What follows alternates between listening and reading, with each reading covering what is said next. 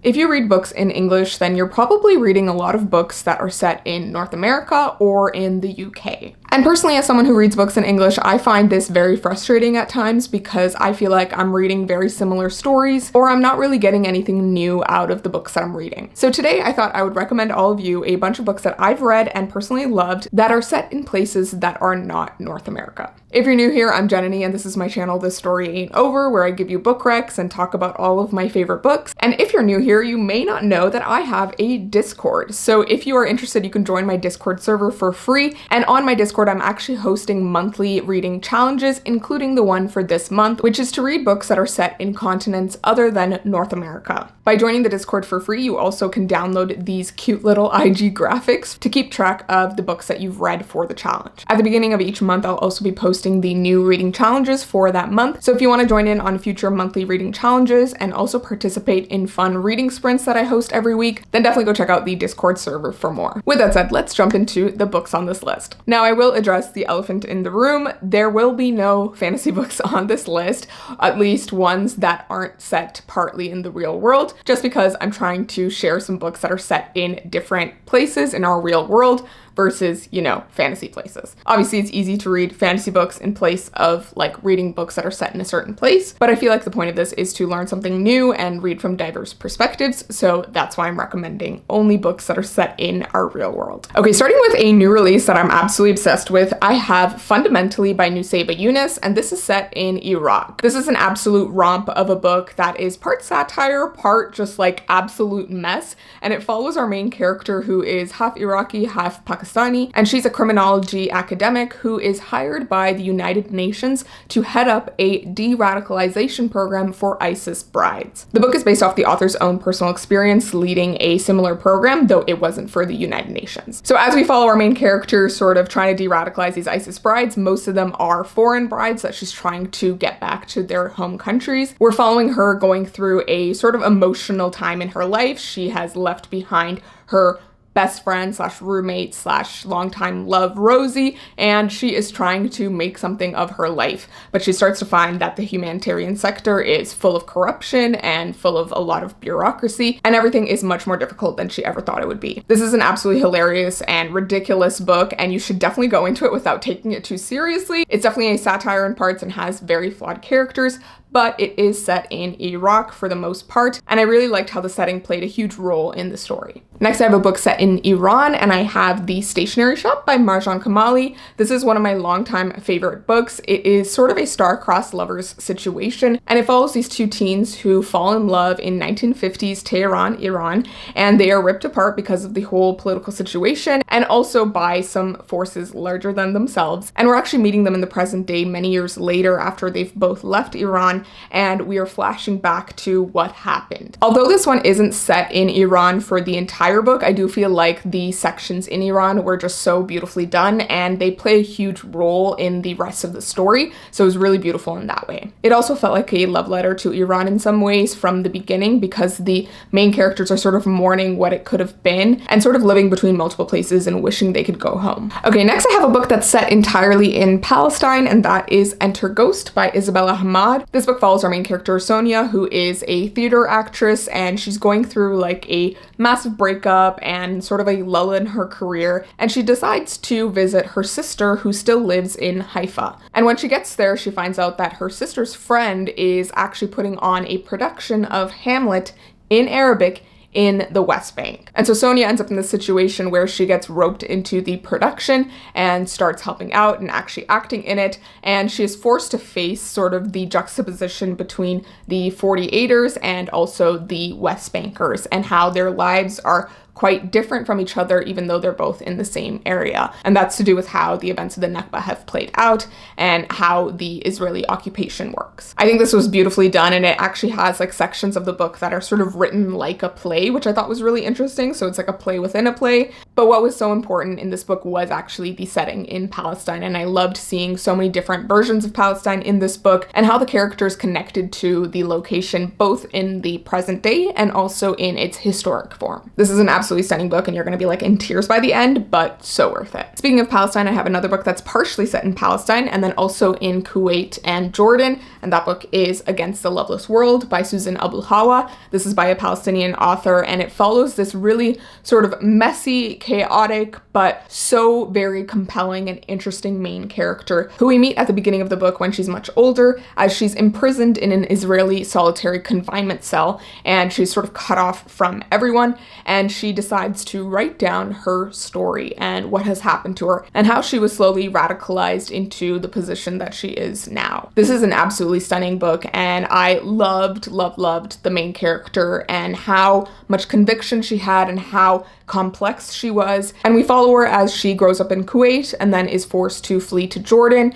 and then as she returns to her motherland of Palestine, and as she is radicalized along with many other people and finds herself fighting for Palestine. This book is a revolution story, it's a beautiful character study, and it's also a bit of a love story, and it's overall just gonna hit you in so many different ways. Prepare the tissues and prepare for your heart to be broken, because this one was just so stunning. Another book that's partially set in Palestine and then also in Jordan and Lebanon, I have You Exist Too Much by Zaina Arafat. This is also by a Palestinian American author, and this one is a little bit lighter. It's less historical and more to do with our contemporary day, and it follows our main character, who is a Palestinian American queer girl who is sort of failing to live up to the expectations of her mother and is struggling to reconcile her identity as both someone living between sexualities and between multiple sort of homes, and is massively struggling with her mental health. This is a very messy book. The main character is all over the place, but I think she was such an endearing person to follow because she struggles with a lot of things that many of us can relate to. Really beautifully done and perfect for anyone who's sort of trying to figure themselves out. Next, I have a book that's set in Syria, and that book is As Long as the Lemon Trees Grow by Zulfa Katu. This book was such a beautiful, stunning YA contemporary fiction, and it follows our main character Salama, who is a pharmacy student and dreamed of,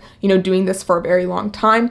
But the Syrian revolution breaks out as she is in school, and she is forced to sort of put her limited knowledge to the use of being a almost doctor, pseudo-doctor, in this very impossible situation during war. Salama volunteers at this hospital, and she's sort of treating all of these wounded people as they come in, but she's also dealing with severe PTSD because she's lost almost all of her family. And she starts to see her PTSD sort of manifest in this sort of physical person form, and it starts to harm her psyche even more. And so she finds herself in this really impossible situation where she wants to stay and be in her country and protect her people, but she's also starting to realize that she may just need to flee and that she has no other choice. And she's grappling with this decision as she meets some other characters that play a huge role in her life. This was a really beautiful and stunning sort of love letter to Syria, and it was just so heartbreaking, and honestly I was sobbing by the end, but highly recommend. And I think it has one of the best plot twists in it as well, so really beautiful. Alrighty, moving on to Egypt, I have Dust Settles North by Dina El-Janaidi. This is a book that's actually coming out September 30th of this year, and it's actually the book that my publishing imprint is publishing. It's the first ever book that we are publishing. My imprint is called Boundless Press, and it's powered through Bindery Books. And through my imprint, I get to read incredible submissions by wonderful authors, and I get to actually choose and acquire some to actually publish, and so this is the first of them, and I'm so excited because this is set in 2012 in post-revolution Egypt, and it follows our two main characters, Hannah and Zayn, and they find themselves in Egypt at the beginning of the book for their mother's funeral, and they are dealing with the intense loss and grief that comes with their mother's passing. But the two of them tend to deal with their emotions in very different ways, and while Hannah stays in Egypt, giving up her spot at Columbia Law in order to sort of understand her mother better and understand herself better and stay in Egypt and get involved with what's going on there, her brother Zayn instead returns to America and starts to find his career collapsing around him as he deals with his grief in very self-destructive ways. He thinks he might be growing into someone just like his father, and he is scared of that, and the two of these characters sort of grapple with, their family secrets and everything going on as they deal with this grief. It's an absolutely stunning book, and I'm so excited to be publishing it. If you're interested in picking it up, then I would absolutely adore it if you could pre-order pre-order it down below or even add it to your Goodreads or Storygraph. And if you really want to support me and my imprint and my channel and this book and future books that I'm going to publish with my imprint, then you can go check out my bindery community down below, where you can either join as a free follower and just show your support, which really actually helps me out, so I appreciate that immensely, or you can join as a paid member and get some exclusive and extra content from me, including the behind the scenes on the publishing process for Dust Settles North and any future books in the publishing imprint. I'm so excited for this to come out in September, and I think you guys are going to really love seeing Egypt in this story, so highly recommend. Next, I have a book that's set in Nigeria, and that is My Sister the Serial Killer by Oyinkan Braithwaite. This one is a really interesting, fast-paced sort of literary fiction and also thriller. It follows a pair of sisters in Nigeria, and one of them is, I think, a doctor or a nurse, I'm forgetting now, but she has essentially been for years sort of cleaning up her sister's messes, including the somehow murderous messes that she gets into with these men who sort of are trying to take advantage of her, or so it seems, and the main character is just trying to protect her sister because she's her sister. But the tensions sort of rise between them when the sister starts to get her eye on the main character's crush at the hospital she works at. This was a really short book and super fast paced, and I honestly enjoyed every moment of it, and I feel like it hit on some aspects of Nigerian society and just was set in Nigeria, which I found really cool, and I feel like I learned a lot as well. Okay, the next book that I have is not a novel. I think it's the only nonfiction I have on this list, and that is Born a Crime by Trevor Noah, and this is mainly set in South Africa, which is where Trevor Noah is from. And what I really loved about this book was just the fact that he really delves into what South African society was like, especially as he was growing up as a biracial young man during apartheid, and as there was laws against him even existing, so that's why it's called Born a Crime. Although the book touches on some really heavy topics, I really loved Trevor Noah's way of just telling his story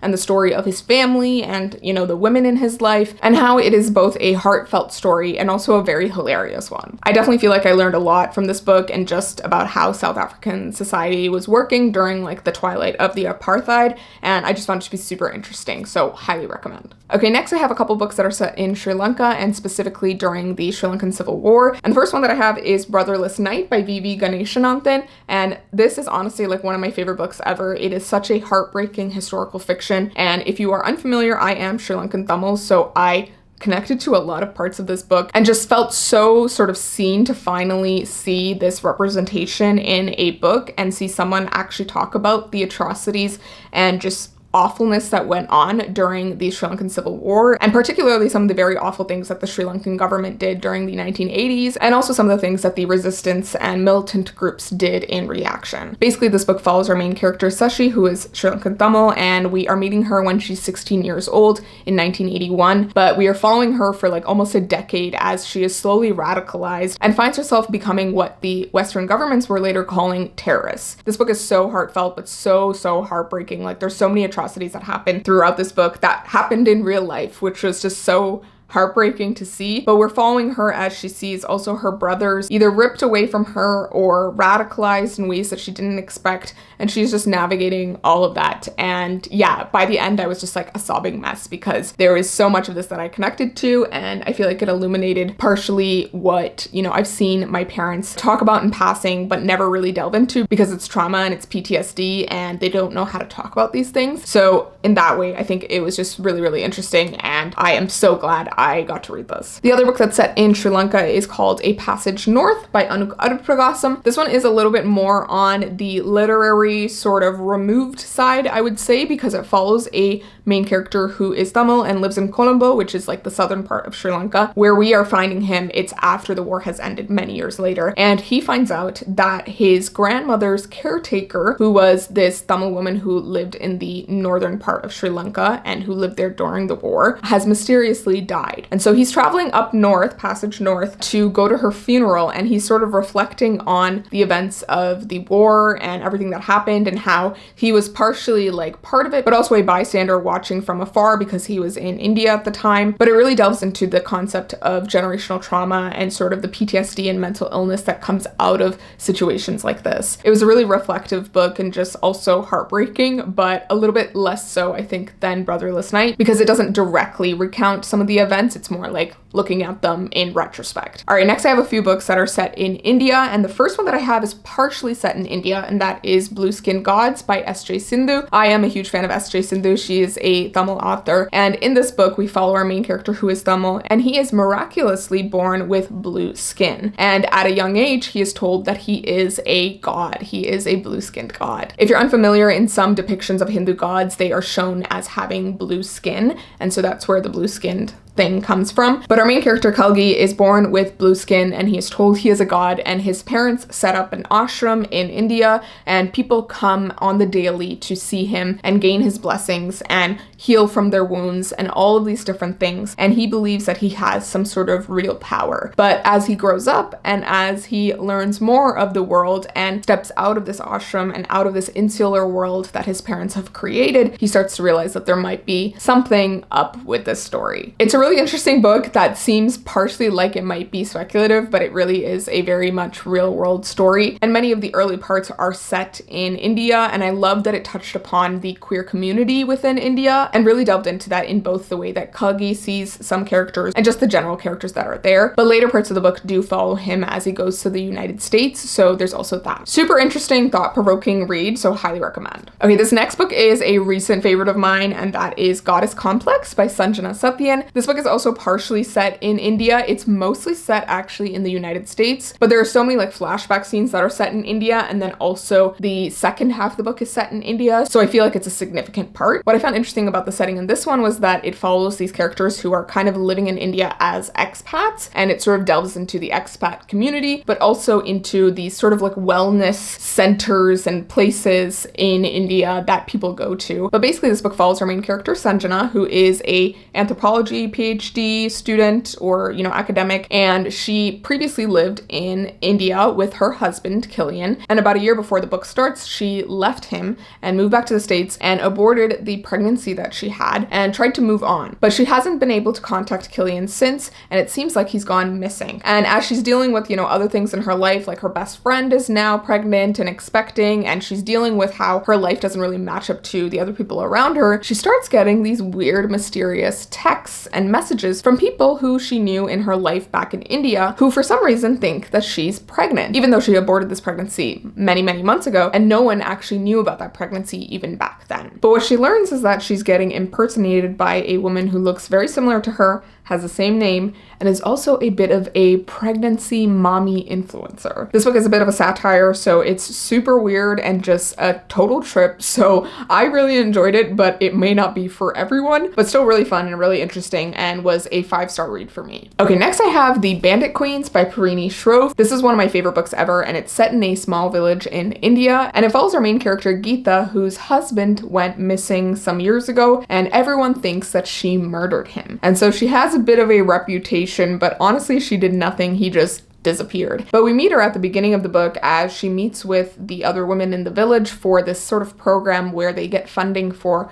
their own small businesses, and she's approached by one of the other women who wants her to help her murder her husband because she thinks that Geeta is a murderer. And what spirals from there is a very hilarious and semi-cozy mystery thriller. And although it deals with a lot of heavy topics and covers the topic of caste and sort of women's rights in India, it also does it somehow in a very light and funny and sort of witty way, which I found so entertaining and also so compelling. I really loved all the women in this book, and I would honestly read a whole ass series of these women just solving crimes and just up to no good because they were just so cool and I love them. So if you're looking for a mysterious and yet funny time, then this is definitely the book to pick up. Okay, and then the last book that I have set in India is The Henna Artist by Alka Joshi. This is a book that I read quite a few years ago and really, really loved. It follows the personal journey of this woman in 1950s India as she has set up this very lucrative henna business in Jaipur, and she finds her previous life sort of catching up with her as she tries to work the sort of gossipy situation amongst the women in Jaipur who have all of this reputation and drama going on and who may not want her to succeed. Honestly, this book hit on so many different topics that I found really interesting, and I just loved seeing our main character sort of deal with everything going on. She's a really resourceful main character that I found to be really compelling to follow, so highly recommend for that reason. And I think the historical sort of setting was also super interesting. Okay, the next book that I have is partially set in historical Korea Korea, and then also Japan, and then later in America. So that book is Pachinko by Min-jin Lee. This is a historical fiction that is sort of a generational saga. It follows one family over the course of almost 100 years. And it begins with our main character, Sunja, who is born in the early 1900s in Korea, and she finds herself getting pregnant by this very wealthy and powerful man who ultimately abandons her, and she finds herself marrying this other man who is going to work in Japan. And this is during Japan's sort of occupation of Korea, and as these Korean people were sort of second-class citizens in Japan. From there we follow Sunja's life, but then also the lives of her descendants for the next 100 years, and we follow them ultimately to when they get to the United States. But for the most part, the book is almost 80% set in Korea and Japan between the two. And this is one of my favorite books ever. It's such a incredibly done multi-generational sort of generational trauma saga that will ultimately leave you in tears and just like so heartbroken, but it was such a stunningly written story that I think everyone should read. Although the story starts with Sunja, I feel like all of the other characters that subsequently come along are also super interesting and characters that you will just become so invested in, but are so vivid as well. Okay, next I have a few books that are set in South Korea, and most of these are translated fictions because I really like translated fictions. So the first one that I have is A Magical Girl Retires by Park So-yeon. This is translated by Anton Her. This is a contemporary fiction with a splash of speculative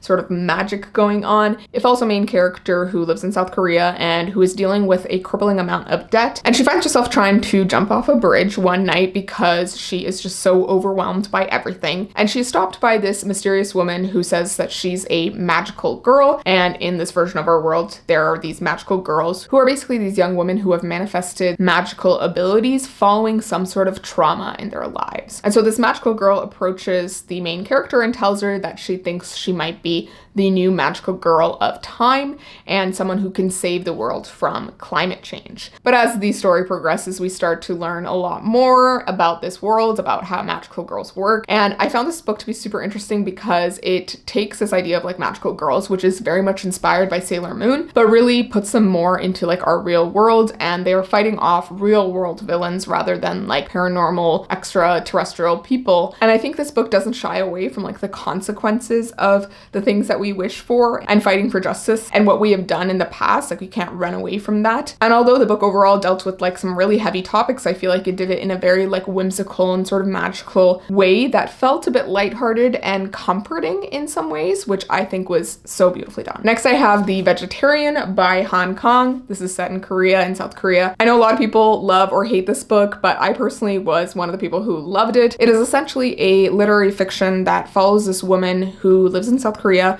and she's a wife, and she has basically done everything by the book and according to how society wants her to. But one night, her husband finds her in the middle of the night throwing out all of the meat in their house and saying that she's going to become a vegetarian. And that decision sort of ripples out throughout her life and sort of forces her into some very difficult situations that are very detrimental to her health. This book essentially deals with the issues that South Korean women face, and this was written, I think, in the early 2000s, so just keep that in mind. But I feel like it was just so interestingly done, and it's written in this very sort of removed style where we are getting sort of snippets of this woman's life through the perspective of other people in her life, namely 3 other people, which I found to be really interesting. Overall, it's a really like heartbreaking read as well, and it's definitely not a light one, so I would just keep that in mind. But I do think it packs a powerful punch and has such great social commentary. On a very similar note, I have Kim Jeong, born 1982 by Cho Nam-ju. I read this one quite a few years ago when it was first popular, and it was also part of what spurred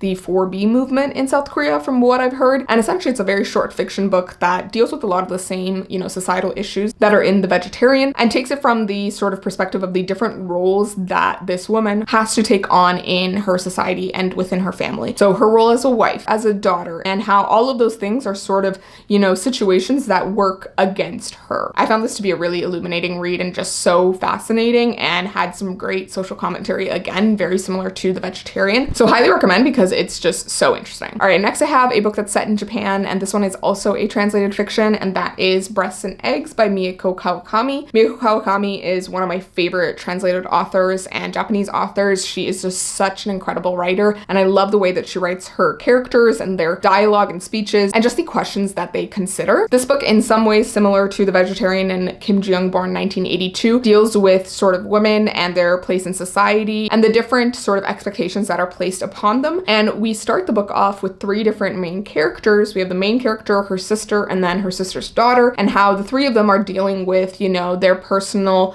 connection to their womanhood, to their bodies, and to the functions of their bodies. And this delves into the topics of aging, fertility, motherhood, artificial insemination, and just so many other topics that I think were just so interesting. And I personally really found the main character to be so fascinating because she has these really interesting convictions as you go through the book that you're trying to like sort of understand as she is trying to come to understand them herself. The entire book is set in Japan, mostly in I think Osaka and Tokyo, so I also found that to be really interesting. Okay, the last book that I have that is set in South Korea is a recent favorite of mine that I absolutely loved so much, and that book is Welcome to the Hyunnam-dong Bookshop by Hwang Borum. I love this book so much. It was recently super popular all over TikTok, and I definitely wanted to read it because of that. And I started reading it. It's a translated fiction, and I was absolutely obsessed. It took me a while to read it, but I think that was the way to read it because it is very much a cozy, lighthearted, but also very deep book that essentially follows this woman who is divorced and who opens up a bookshop within a neighborhood in South Korea. And she finds herself trying to figure out how to keep this bookshop alive and how to connect with the community around her. And as the book goes along, we meet more and more characters that surround her, and we get to know their lives and their interior motives and sort of thoughts and what they're struggling with. And I think the way the book is written was just so beautiful because I feel like it's so different from any sort of Western novel that I've read, because it really does just delve into the small everyday concerns of these people and really delves into the concept of work and capitalism and the way that we sort of glamorize work in some ways, or like career upward mobility. And I found myself just so heartwarmed and fascinated by, you know, all the messages of the book, but also by all these beautiful characters that I was just so invested in and who were really just a massive hug. Like the book felt like a hug. That was just amazing. So highly recommend this one because yeah, I just loved it so much. It's probably one of my favorite books of the year. Alrighty, moving on to Malaysia, I have Blackwater Sister by Zen Cho. This book is partially set in America, but then later moves to Malaysia. And this basically follows our main character who is closeted, queer, jobless, and penniless. And she finds herself moving in with her parents who are moving back to Malaysia. And she's sort of getting used to living there while also dealing with a strange voice in her head. And she finds out that it's her grandmother speaking to her from the dead, and who is the avatar of a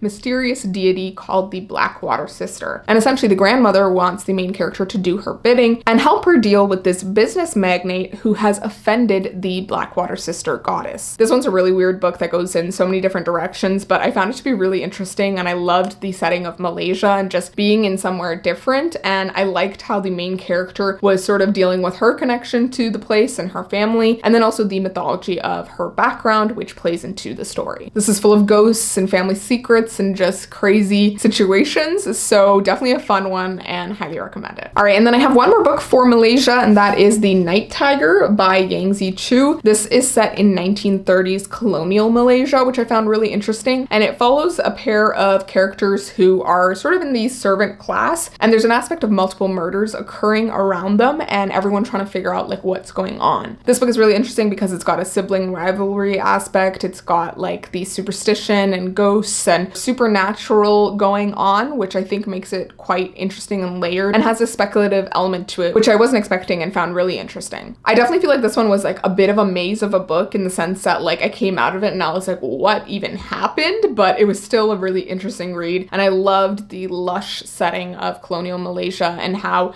they examine this, you know, power dynamic between these servants and masters. Alrighty, and then the last book that I have to recommend is one that's set in Italy, and that is My Brilliant Friend by Elena Ferrante. This book is a translated sort of auto-fiction. It's based off the author's own life in a lot of ways, although the names have been changed, I think. And essentially follows this young woman who lives, I think, in Naples in Italy, and we're following her as she grows up with her best friend and sort of the different challenges that they face and sort of their insular world of their small town, and how how a lot of things in their small town become very life or death because of the power dynamics between the different families and sort of classes. And the book is actually part of like a 4-part, I think, series. So I've read only the first book, which is called My Brilliant Friend, but I found it to be a really fascinating and like stunning book. Although it's very long, it's so interesting to see the different social dynamics that are going on, especially from the perspective of this very young woman who is very obsessed with her best friend and sort of the power dynamic that they have between each other as well. I definitely want to go back to the series at some point and finish it because I still think about that book to this day. Okay, with that said, those are all the books that I wanted to recommend today from the various different countries around the world that I think you should check out that are something different than the usual books that are set in North America or in the UK. I feel like although there's a lot of us who are even like diaspora people living in North America or the UK, and although those stories are really important as well, I feel like reading from stories that are actually set in different places and by people from these different countries, I think is also super interesting and important to do because it gives us a new perspective on life. And that's also why I really like a lot of translated fiction. So I definitely plan to do a translated fiction recommendation video at some point, but let me know if you guys would be interested in that, and let me know what you thought of this video, and let me know if you have any other recommendations for any of the countries that I talked about today or places around the world that we could read from. I would love to hear it, and I think everyone in the comments would love to hear your recommendations as well. As always, thank you so much to my Binder members for supporting me and my channel and supporting my publishing imprint, and also Dust Settles North, our first book coming out from our imprint. And again, if you're interested, you can join as a free follower just to support, and you'll get like monthly publishing updates and also the ability to nominate books to my TBR jar. But if you join as a paid member, you'll also get thanked on screen, and you'll get access to a lot of other exclusive videos and perks and more behind the scenes on the publishing process. And of course, if you missed it at the beginning, definitely go join my free Discord server so that you can come and chat with me and other people, join our reading sprints, and also get access to the monthly reading challenges and the graphics that you can use on Instagram. And don't forget to follow me on Instagram and TikTok as well. Thank you all so much for watching, and I will see you in my next video. So please remember that this story ain't over. Bye!